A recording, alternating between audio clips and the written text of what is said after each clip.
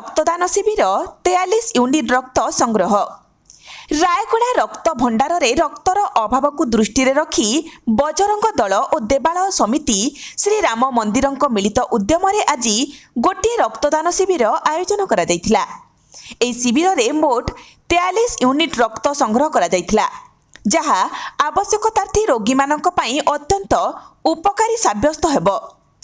रायगड़ा रक्त भंडार डॉक्टर गौतम पट्टनायक नेतृत्व में कर्मचारी शंकर ताड़िंगी, बुर्सा हिमिरिका और बी किशोर कुमार रक्त संग्रह कार्य सक्रिय भाव सहयोग करथिले। एही कार्यक्रम में जेके कागज कलर ईवीपी श्री विनय द्विवेदी, श्री कमल कुमार सिंह, श्री प्रकाश कुमार सिंह, विश्व हिंदू परिषद प्रांत उपसभापति प्रफुल्ल पात्र, जिला उपसभापति आनंद राव, बजरंग दल विभाग संयोजक ई शक्तिधरन, जिला सह संयोजक सस्यज्योति बेहरा, नगर सह संयोजक बी राजेश, मानस रंजन दास सह अन्यान्य कर्मकर्ता माने उपस्थित थिले।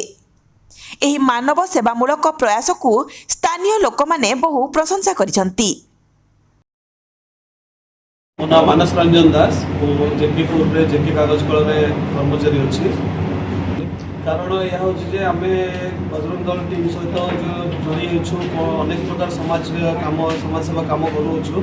तो किसी मास आमको देखापी कहलु कि रायगड़ा गवर्नमेंट मेडिकल रक्त भंडार रक्तर बहुत अभाव देखा दूसरी, जहाँद्वारा बहुत कुनि कुनि पिला माने कहतु बुढ़ा लोक कहतु बहुत असुविधार सम्मुखीन होती।